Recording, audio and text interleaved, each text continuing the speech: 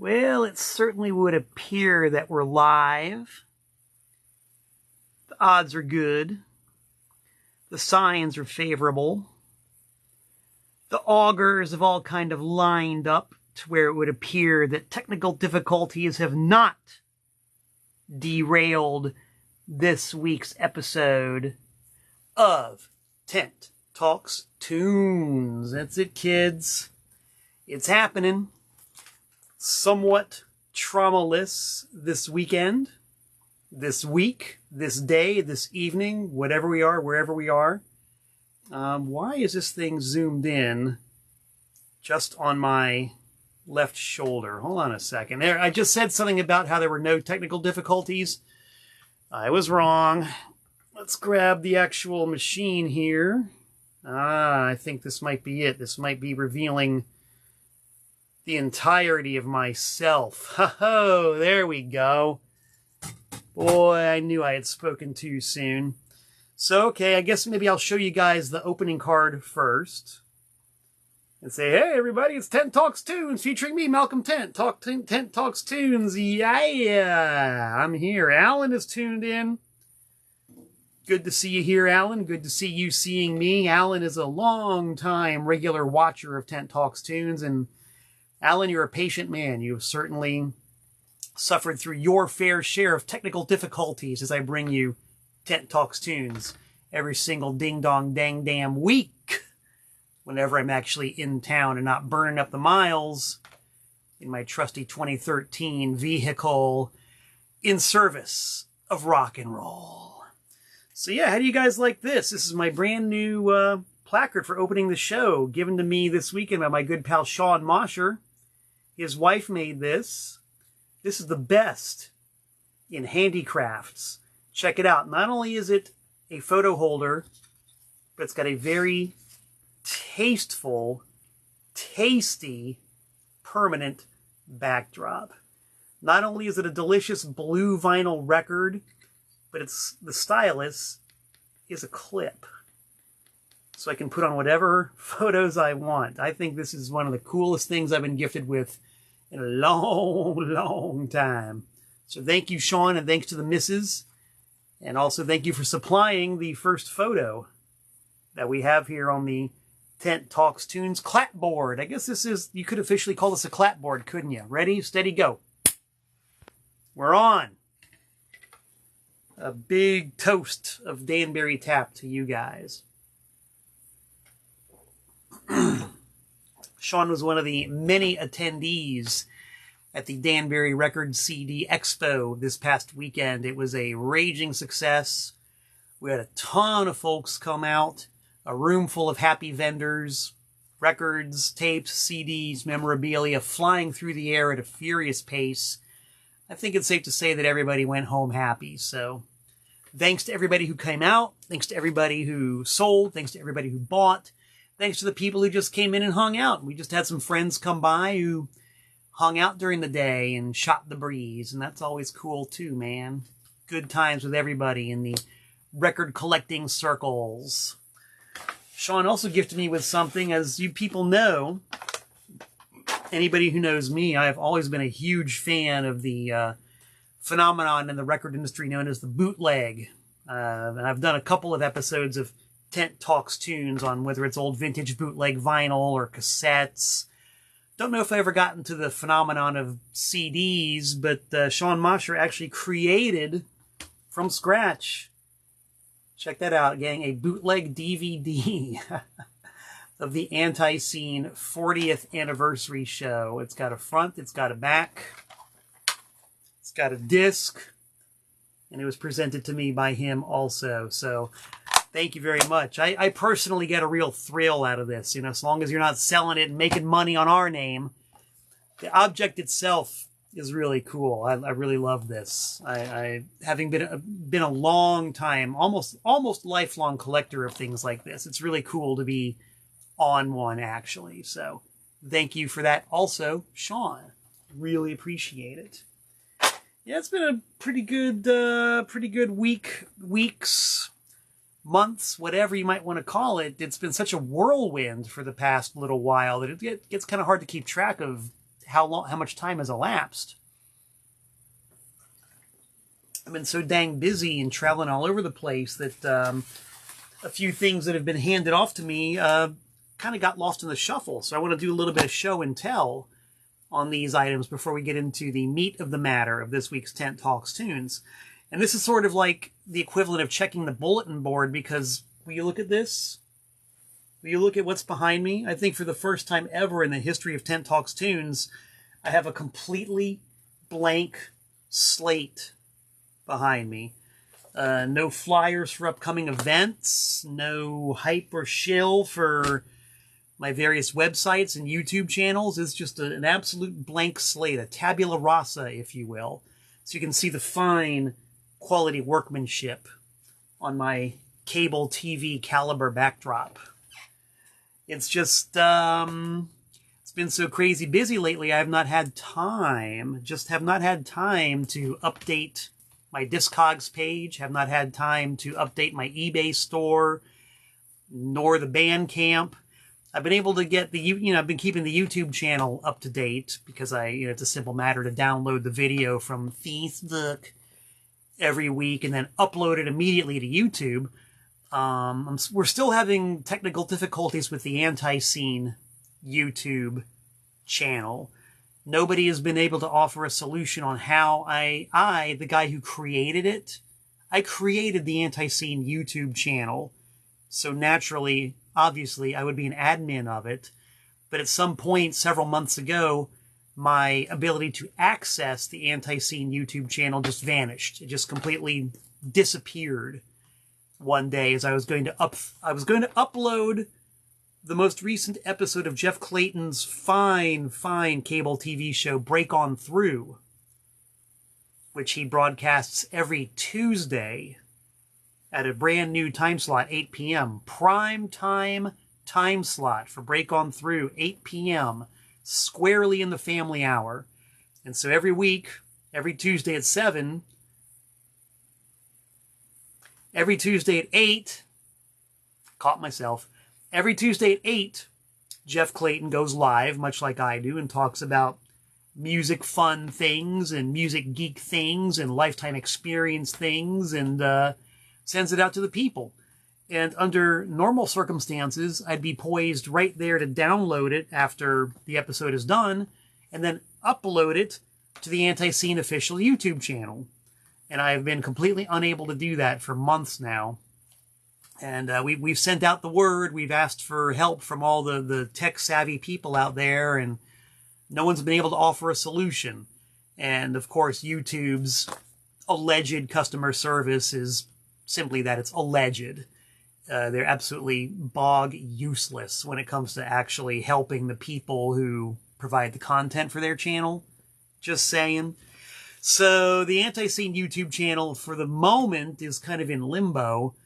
I have been able to create a new one, but it's going to be a Herculean task getting it up to date. I'm equal to the task.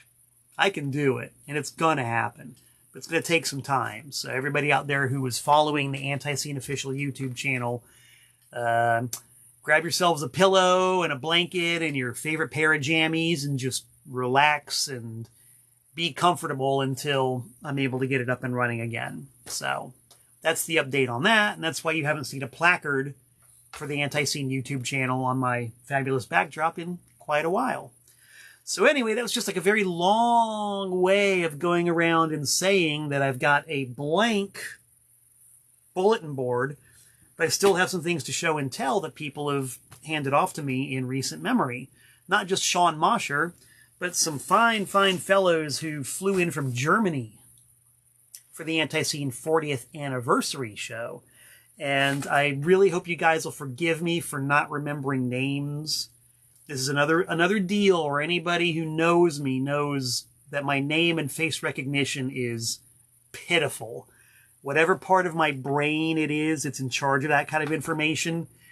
If I ever had it to begin with, it's woefully underdeveloped. It's probably about the size and consistency of a raisin, when it should be the size and consistency of, say, a human brain.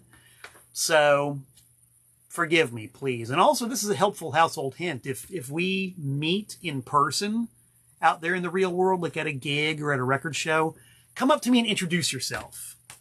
Do me that favor. Just say, hi, my name is blah, blah, blah. And I've known you for 32 years, but you don't remember me. Just go ahead and do that. Break the ice. You know, it's like once I get the actual name and a little bit of a jump start, the memory will kick in and we can have a pleasant conversation afterwards. I swear it's embarrassing, but that's what it is, you know, the brain I have that makes me the globe-trotting, world-spanning record mogul and a record dealer is also the same brain that needs many, many, many, many, many, many, many, many, many reps before I will remember your face and your name. I can assure you it's nothing personal. I'm like Lady Gaga. I was born this way. A toast to that tiny, scrawny, underdeveloped part of my brain.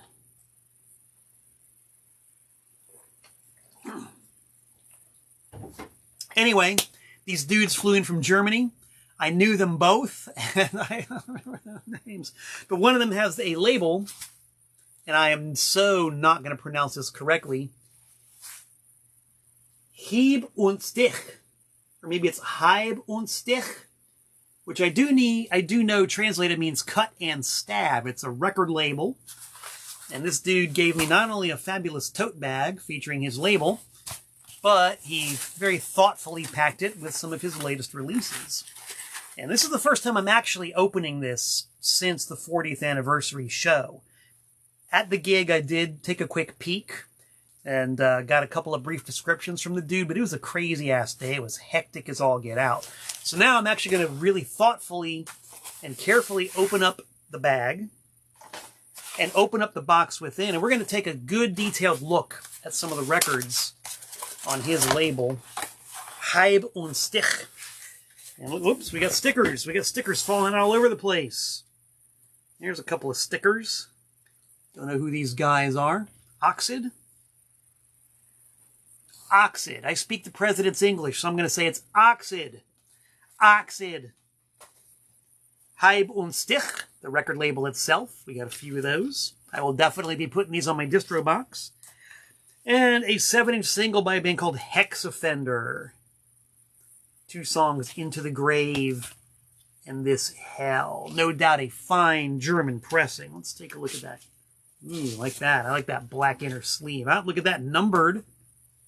226 out of 250. Man, I'm a sucker for that kind of stuff. And it's black vinyl, black sleeve, largely black outer sleeve with some really cool artwork on it. We'll be checking this out for sure.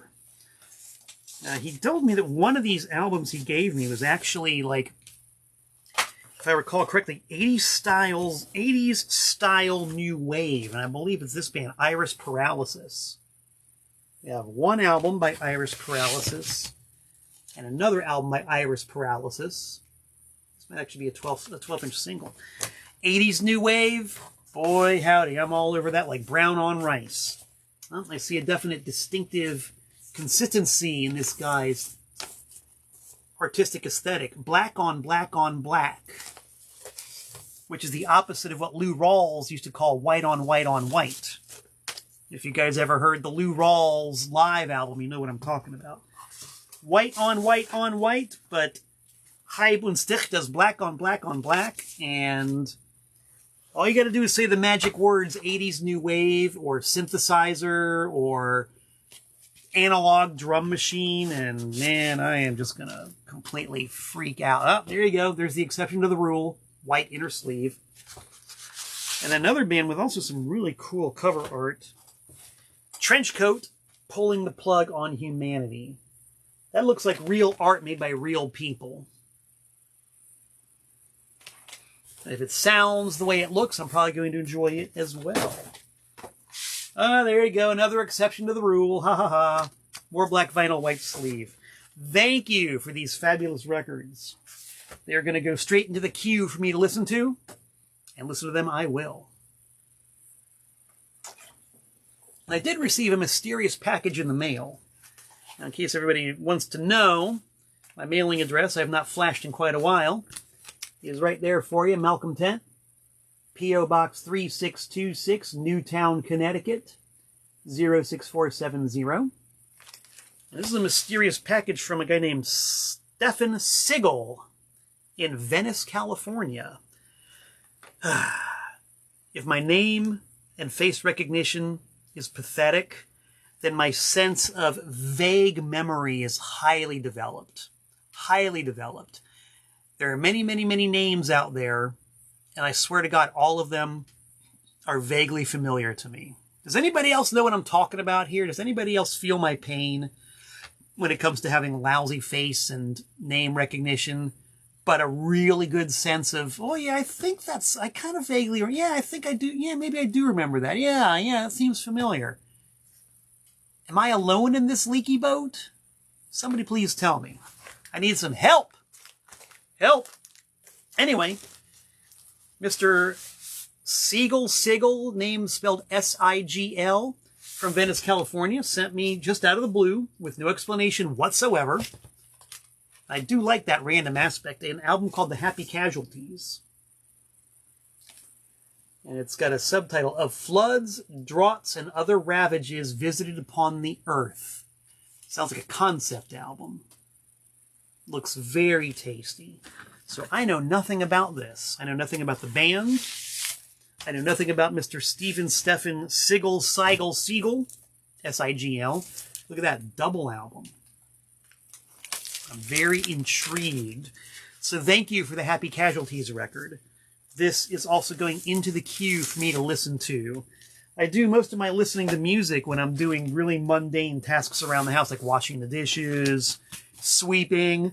It's really cool because I'm able to just kind of shut my mind off and let the music play. You know, I don't have to concentrate on doing the dishes. It's just something I'm doing to keep my hands moving while the music plays. So I've discovered a lot of really good music while washing the dishes and sweeping and mopping. So it's cool to have good soundtracks for these kinds of things.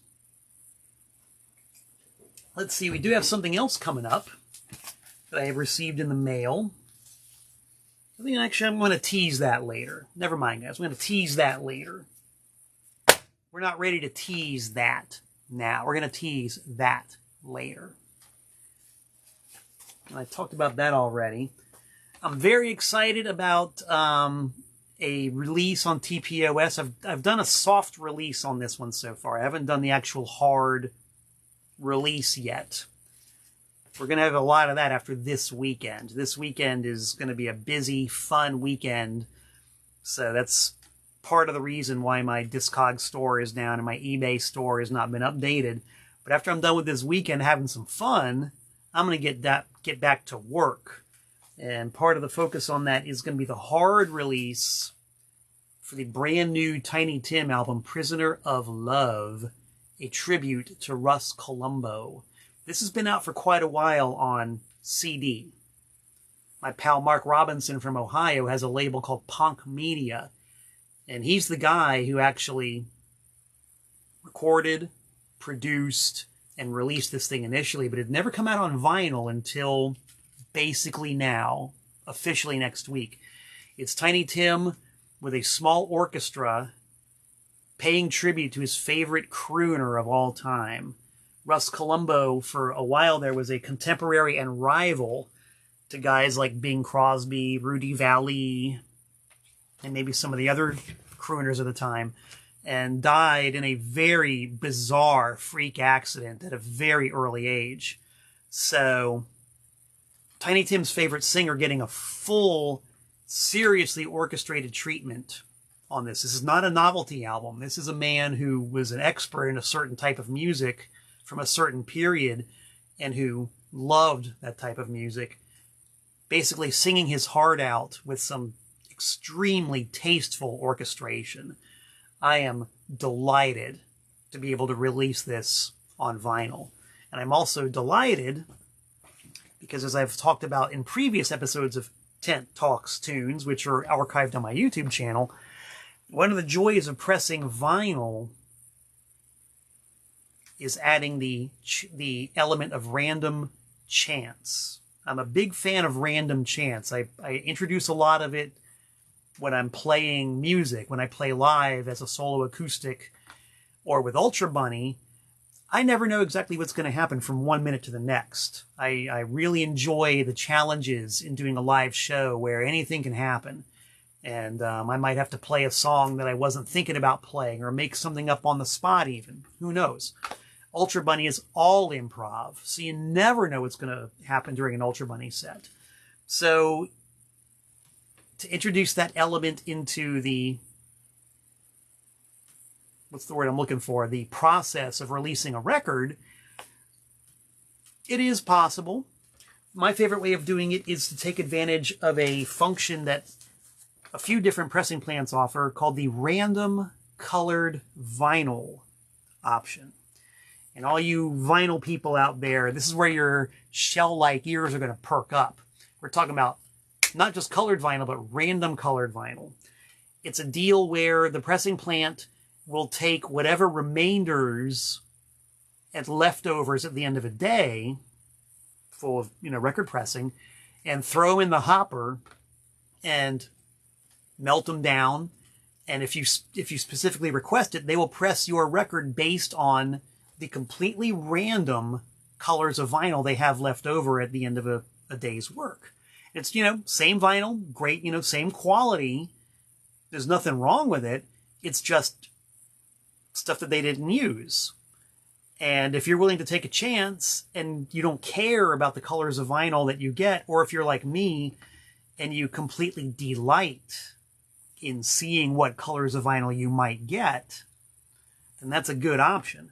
So whenever I do a first pressing of a record, I always go for the random color vinyl function just to see what we get. So, Tiny Tim, Prisoner of Love, I have not one, not two, not three, but 4 different colors of vinyl. And this is actually 5. Sorry, guys, I got 5. And I'm going to give you the stats. The first color that we can totally isolate and identify is red.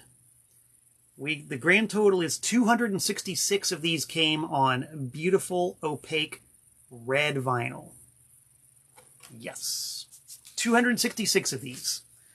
And when I opened up the boxes from the pressing plant, I had no idea what I was going to find. Now that was pretty plentiful. The next one, this one ended up being a little bit weird because they apparently had some kind of blend going on on the press, and we had the random chance of records that started out solid gray and ended up basically purple. And so my first inclination, of course, was to break out each one as a separate color, gray and purple.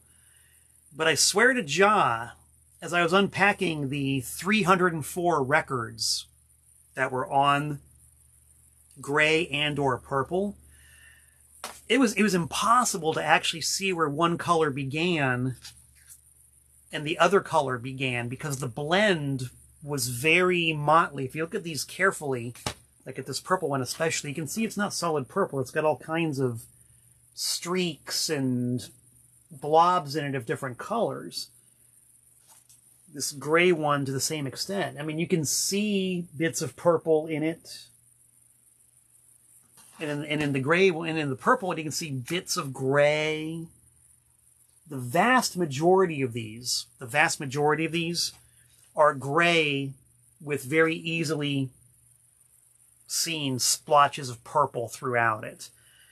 And they kind of started this way and made a big, long, slow, gradual transition from being mostly gray to mostly purple. And because of that, I'm just going to call the whole thing a color. I mean, maybe it's fuchsia, maybe it's ochre, maybe it's, I don't know what you would call it. But just for the sake of ease, these are all going to be under the same umbrella of fill in the blank, blah, blah, blah. And what's also cool about the vast majority of the ones in the middle is that they almost identically match the cover color. This is not black and white. This is a very subtle blend of grays and purples, and it just so happened that the vinyl, using the random function, ended up being gray and purple. So it's pretty cool, very serendipitous and very surprising, and a lot of fun how that turned out. So once I figure out exactly what color these things actually are, I will be able to say that we have 304 of them. Now this is where things get really funky. Talking about random. In amongst all of those grays and purples, we come up with a fair number that were on gold vinyl, solid gold vinyl, 24 karat solid gold vinyl, 41 of them. How the numbers went from 304 to 266 to 41, I'll never know. And here's what's super duper really crazy fun. Of the 41 of these, 39 of them are indeed solid opaque yellow, but 2 of them have these splashes of red in them. Just 2. Don't even ask. One's going to me, and the other one is going to my friend Mark from POC Media. The 2 yellow-red splash vinyls are spoken for. But I just want to show you guys because it's really neat, and it just goes to show you how completely random this whole process is. And if the gold red is the rarest, the second rarest would be, once again for reasons completely unknown, out of the 620 albums pressed, 5 of them came out on solid green. And there's nary a trace of green anywhere else in the entire rest of the pressing. Just 5. And I'm sorry, guys, these are also already spoken for. One for me, one for Mark, and a couple for like super hardcore record people, record executives like myself and tiny heads who have already spoken for them. So they're all spoken for. I'm sorry, guys. But just in the interest of show and tell, just so you know they're out there, we got 5 on green. Go figure. So next week, sometime I will be unleashing the reds, the puce. Are they puce? Those mysterious mixes of green and pink, of gray and pink and purple? I don't know. Let's say puce. The reds, the puces, and the solid golds will all be unleashed probably next week. So everybody's been waiting patiently. Your wait will be over soon enough. And I just really, really hope that having this album out there will help raise the consciousness of Tiny Tim. That's a serious artist, not just a novelty record guy. I mean, his novelty records are wonderful. He really had a respect for the art form of the novelty record. But he definitely went further and beyond novelty records in his career. And this one is a serious work of art. And I'll state again that I'm very happy to have it on TPOS. And we got more on the way. So let's see. We got plenty of, we got a lot of people complimenting and commenting and saying things. Can't really see what you guys are saying because I have a different set of cheaters on this week. But I, of course, will be looking carefully at your comments. Now, let's just talk about some random stuff, guys. Some random things. I woke up this morning. I had no idea what I was going to talk about. I just looked over to my left and in a crate of records just happened to be a copy of Fred Schneider and the Shake Society, his first solo album from 1984. As you may or may not know, Fred Schneider is one of the lead singers of the B52's. And in 1984, he put out this album, The Shake Society. It had kind of a sleeper hit on there called Monster. There's a monster in my pants, and it does a funny dance. And the girls go, ooh, monster, go away, monster. Really awesome. Really, really cool. It's really neat because I posted this morning, you know, doing my little teaser for Tent Talks Tunes, and a lot of people popped for it. Well, I didn't know if anybody would know or care about the Fred Schneider and the Shake Society album, but a lot of people did know it. And it made me kind of want to go back and listen to it again because I have not played it in a very long time. Now, this album is a great example of why liner notes are so much fun. And we'll talk about some more liner notes in a minute. I love liner notes. When I release stuff on TPOS, I try to cram them with liner notes and information. You know, when was it recorded? Where was it recorded? Who plays on it? What were the circumstances? You know, all the things that bring a record to life. Because every single record, everything ever released has a story behind it. You know, real people put a lot of real work into this record. Everything from the cover design to the recording, the mixing, the production, the writing, the marketing, everything. You know, these things don't just drop out of a tree. They really have many, many, many processes that go into making them. And, you know, a lot of them just sort of come and go. And this was an example of a record that just sort of came and went. You can see on the bottom corner, you've got the telltale cut mark. And that's another, it's like right there. And that's another topic I've addressed on Tent Talks Tunes, is the phenomenon of the cutout. Record company releases an album. It doesn't sell as many as they wanted it to, or they overpressed it, which is, say, they pressed too many, or there's contractual disputes or whatever. For whatever reason, the record company takes all the unsold copies, puts a notch in the cover, or cuts the corner, or drills a hole in the cover, and dumps them at a discount rate.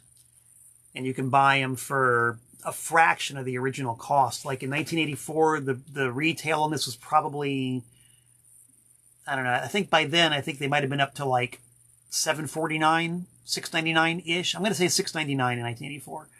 So you would buy it when it first came out at $6.99, or you would have waited a little while and found it everywhere in the cutout bins for 99 cents, $1.99, maybe $2.99, something like that. And the vast majority of this Fred Schneider record have the cutout on them. It did not sell very well. It's one of those records that just sort of came and went.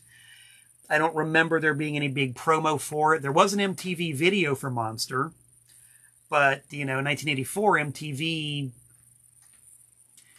I guess Antiseen, this is where my memory gets a little bit iffy. I don't think MTV was quite the monster, if you will, marketing tool that it became later. Either that, or by 1984 it was, but for whatever reason, Fred Schneider didn't get the big MTV push. Like, for example, Michael Jackson or Men at Work or Def Leppard. Like, those are the bands who got the super heavy-duty MTV push with their videos in constant rotation. Fred Schneider did not. I'm also going to go out on a limb and say that Fred Schneider did not tour to support the album. So with no tour and no gigantic MTV push, the record just kind of came and went.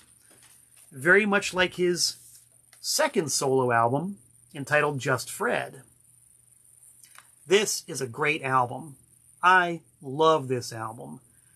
This album, I remember vividly when it came out. Another one of those that just came and went. Didn't matter who played on it. Didn't matter who produced it. Didn't matter all the blood, toil, tears, and sweat that went into the production of this album. It was recorded. The record company released it. They didn't even release it. They just kind of tossed it out there. And it died a very quick death. But it was kind of the same deal. Like, there was no tour to support it. If I remember correctly, there was exactly one gig played to support this record, and it was at Maxwell's in Hoboken, New Jersey. And Maxwell's is a tiny little room. I think the legal capacity of Maxwell's could not have been more than 100.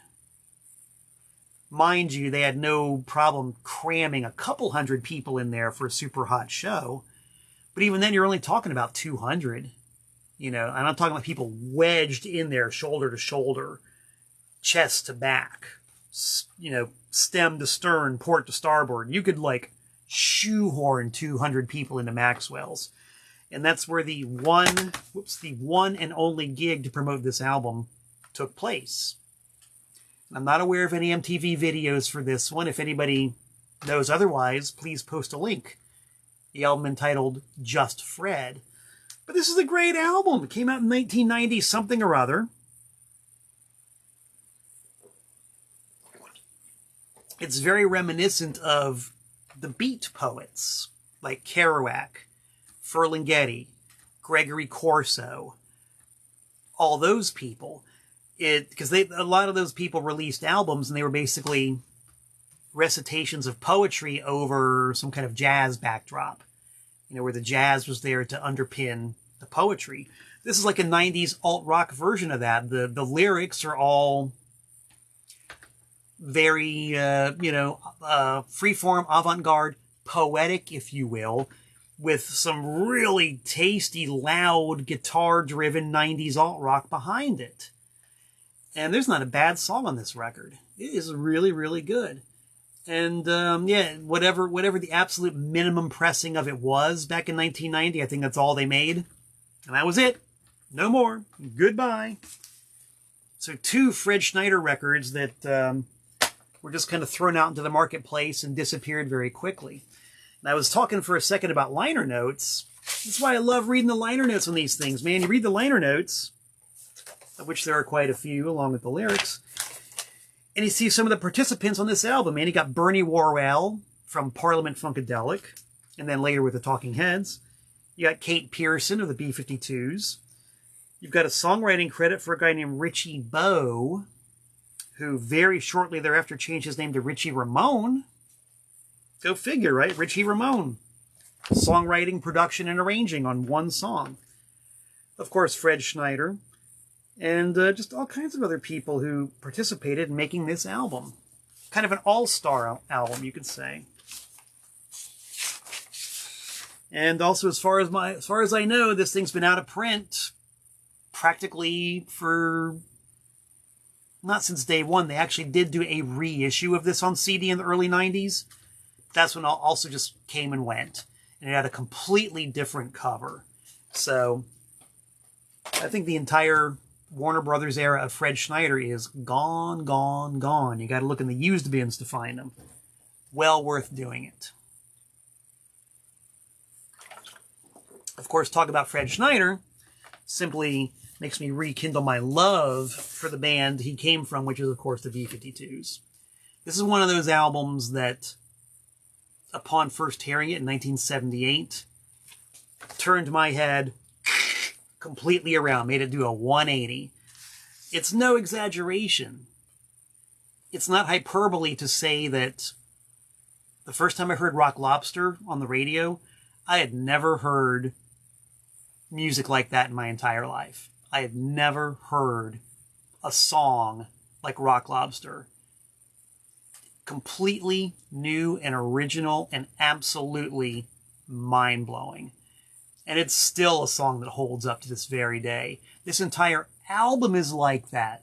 There's not one dead groove on this entire album. I'm going to reach over and hit the refresh button on my monitor because it looks like maybe I'm frozen up. I just see myself posing like this with a Fred Schneider album from many minutes ago, and I'm not moving. So I'm going to reach on over here and see if there's any action. Come on and play. See, this is the danger of doing things live on the internet. Okay, I'm on. You never know what's happening, and I have been cut off unceremoniously in the past, so I just got to make sure that ain't happening. Anyway, great album, masterpiece of minimalist, genuine new wave, like genuine new wave graphic sensibilities. As you can see, this is a promo copy. And the promo copies of these are super cool because, of course, they have the album in the minimalist picture sleeve. But the promos had a custom yellow label. Stock copies had the regular Warner Brothers label of 1978. Promos had these really cool picture labels. And I remember seeing this for the first time ever at Specs Music in the Westland Mall. They were playing the B52's album in the store, and I saw on the record player that their copy had the yellow promo label, and that made me immediately covetous. It took me quite a few years to find one. I finally did. And, you know, it's kind of like the first person to run a 4-minute mile. You know, they said it was impossible to run a 4-minute mile, but then somebody runs a 4-minute mile, and then everybody starts running 4-minute miles. And so it's like, after all the years it took me to find one of these, sure enough, I started coming across them more and more often. So if you're the kind of dude like me who's a B52's completist, and you're looking for things to collect, there is the promo-only picture label version. Love that album. Also a big fan of, I'm a big fan of pretty much all their work. This is a very underrated album. This is the last album they did with Ricky Wilson as a member, Bouncing Off the Satellites. Very sad story. Ricky Wilson died before the album could even come out, and that completely took the wind out of the sails of any efforts to promote or market this record, as you can imagine. But it's got some really great tunes on it, including what just might be my favorite B52's song of all time. Just might be my favorite B52's song of all time. Does anybody out here know this album or like this album? Does anybody want to comment on Bouncing Off the Satellites by the B52's? Because I'll tell you what my favorite song is off of this album. The one that might be my favorite song of all time by the B52's. But I want to see if you guys have an opinion on that. Anybody want to voice or express an opinion on this complete dark horse B52's album? I'm going to take a moment to get a drink of Volta while I wait for some responses, if there are any. I don't know.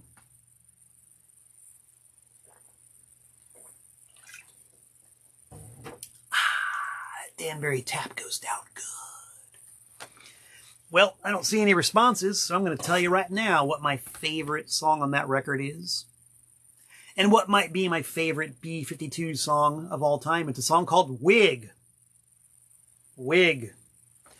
Jason Beck says that it's new to him. Jason Beck, do yourself a favor and look up Wig by the B52's. God dang, that's a great song, man. I love that song. So, so good. So good. So I looked over, looking at the liner notes for that B52's record, made me want to reach out and grab a record that I recently got in trade with the big boss man of Antiseen, Mr. Jeff Clayton. I traded Jeff Clayton a Tiny Tim Prisoner of Love album for a care pack of some GG Allin records put out by my friends at Blood Orange Records. They've been doing their own comprehensive reissue campaign of GG's early stuff, including this Blood for You single. And their stuff is so tasty because every one of their records that I've seen so far comes with a printed insert with exhaustive liner notes, giving the background, creative processes, and production of the records. GG in his career, I think, took great pains not to document that stuff. He never gave rarely gave songwriting credits when they were due. He flat out stole many songs and either reworked them for his own purposes or just completely stole them. But the Blood Orange versions are really delving into the meat of the matter with these things. And so I'm a big fan of their work. And it's all about the liner notes. Gets back to what I was saying about Fred Schneider, the liner notes. Endlessly informative and entertaining. I love liner notes. Love them. Here's a record that I also just kind of randomly found when I was stumbling around this morning trying to wake up. I have no idea why, but I thought it'd be really cool to do some show and tell on one of my favorite rhythm and blues vocal records. Now, before I do that, I'm going to see Alan Versapellis says he's a Nancy Sinatra fan because of GG. Now, you see, that's a connection that I never got. I didn't know anything about Help. The GG song on the Cedar Street Sluts demo called Tough Fucking Shit is the name of it. Did not know that that was a Lock, Stock, and Barrel ripoff of a Nancy Sinatra song called Sorry About That. Had no idea. GG took the music, made it raw and loud and punk rock, and put new lyrics on it. And I much later, after the fact, did see some interviews from that time where he said, yeah, I'm doing a Nancy Sinatra song on my new record. But that was the end of it. And it actually only came out on cassette originally. So no credits, no nothing. So yes, Allin, you're on to it. You're on to it. And my man, Larry Mann from New Haven, did indeed post the one-word comment about that B52's wig. Enough said.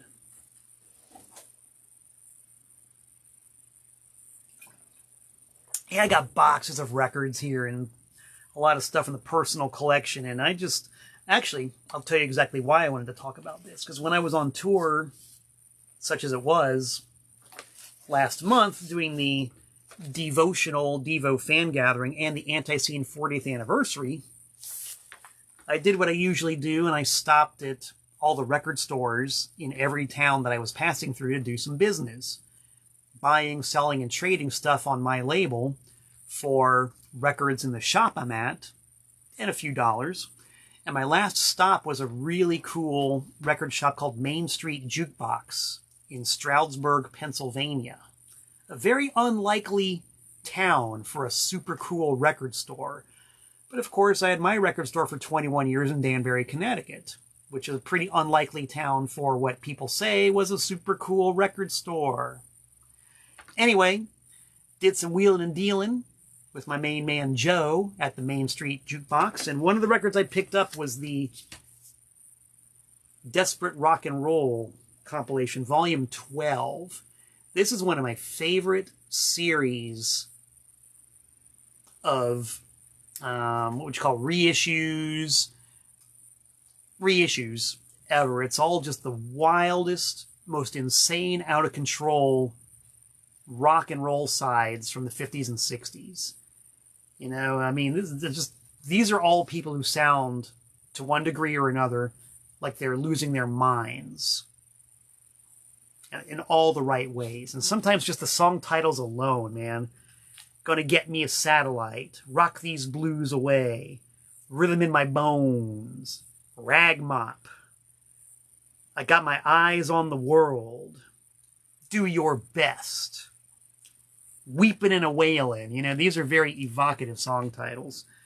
Guys named Vince Malloy, Jimmy Kirkland, The Four Mints, J.R. Warren, Little Ernest Tucker, James Savage. You know, this is not Perry Como and Doris Day and Pat Boone. That's what a lot of these songs sound like. So, yeah, I picked this copy of the compilation up, and I've been wearing the grooves out on it since I got back. And that, of course, made me think of some of the records that are on these compilations. I've actually found a few of them. I've found a couple that have been comped in the past. There's an R&B version of Desperate Rock and Roll called Stompin', which features on crazy-ass blues and R&B records from the same era. And one of them, man, one that I just about destroyed the grooves on my copy of Stompin' Volume Whatever, was a track called Strolling on the Beach by the Hollywood Flames. And wouldn't you know it, I was digging around at a record swap a few years back, and it jumped right out at me.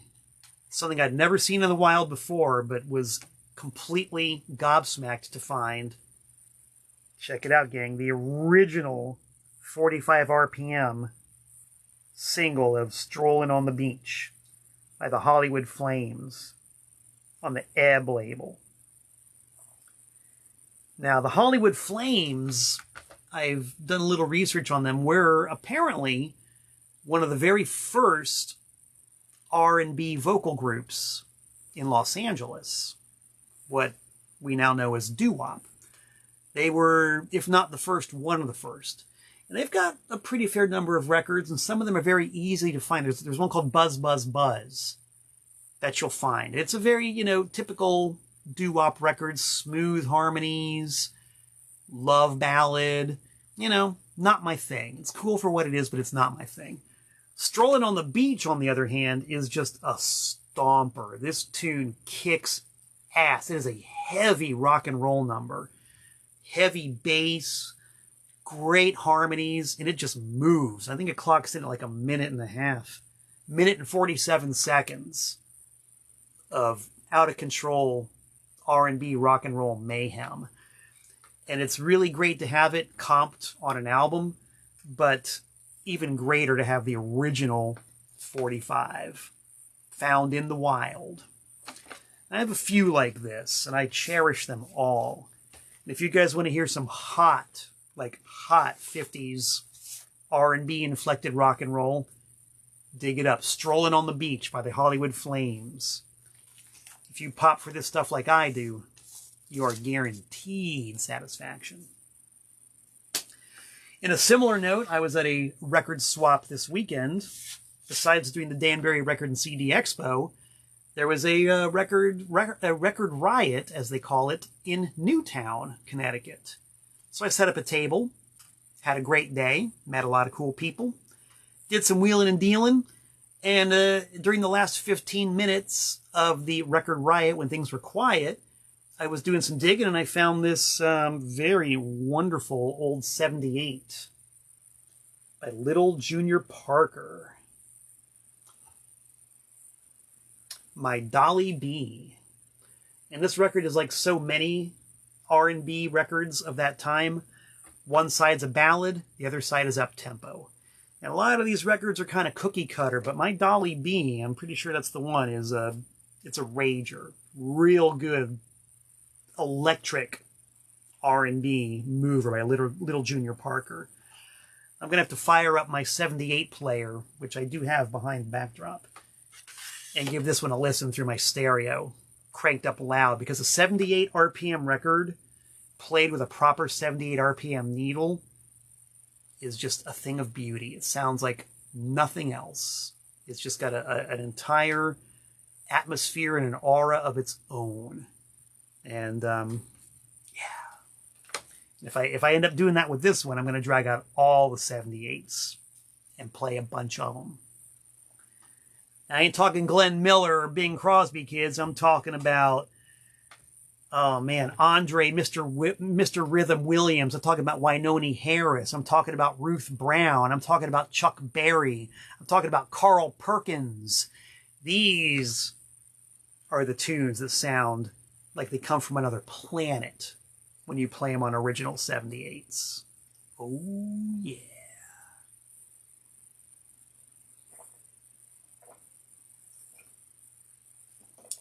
Terry Myers, my pal Terry Myers, says very cool 45 adapter pin. Thank you, Terry. I picked this one up somewhere along the line. I don't even remember where, but there it is. It's covering up some corporate logo. I make people who know me might have realized that I really don't like to advertise these apparel companies, because why should I? They're not doing anything for me. I've already paid the money for the garment. Who cares who it's made by? I'll advertise something I believe in. Just saying. Okay, gang, I have to stop right now because an Antiseen band meeting, if you guys can hear that, is commencing right now. So I got to answer the phone, get on the meeting, and see you guys in about 167 hours. Until we meet again, this is Malcolm Tense saying so long from the Nutmeg State. Get that camera off. Turn it off, man. Go away. Shoot.